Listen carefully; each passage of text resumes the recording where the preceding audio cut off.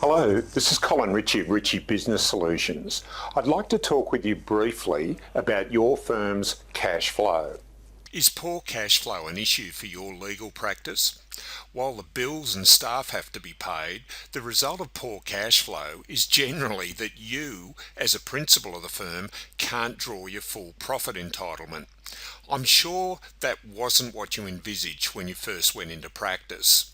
When you think about cash flow, your cash is progressively locked up from when you first accept the client engagement and start doing work until you deposit the client's payment of your account into your general account. Now, if you could shorten the amount of time that your money was tied up, it stands to reason, doesn't it, that your cash flow would be better.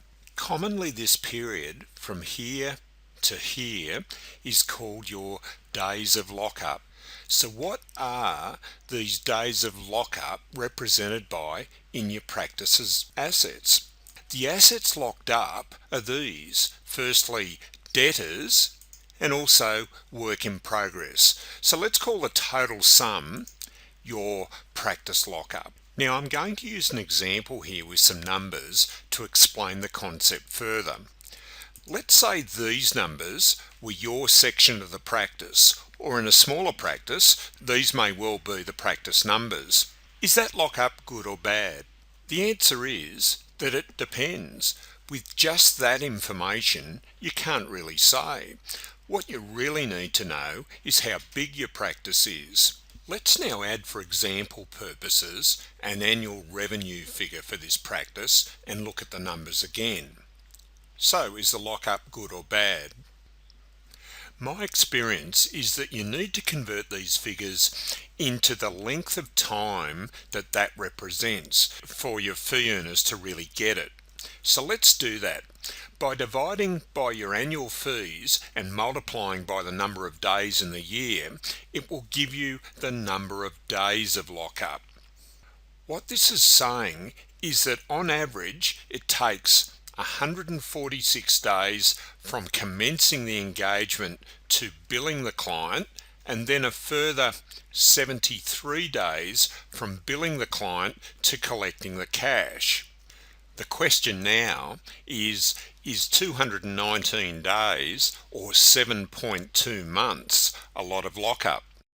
For most practices, that would be terrible, wouldn't it? Let's look at the diagram I used before again and imagine this is your practice. By expressing your lockup in days, if you're able to reduce that 219 days by say 50 days to 169 days, your cash flow would be significantly improved. Now think about your practice.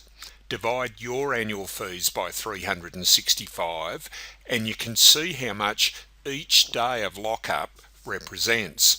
Now multiply it by 50. That amount is money that belongs in your pocket. No one else's, just yours. If cash flow is an issue at your practice, start talking in days of lockup and think about what you can do to shorten the period, and you'll start to focus in the right way on the problem. If cash flow is something that you want to improve at your practice, then we can help you in a number of ways. If you want to deal with it yourself, but just want some strategies to give you some direction, we have a webinar that you can download in the shop called How to Improve Cash Flow in a Small Law Firm.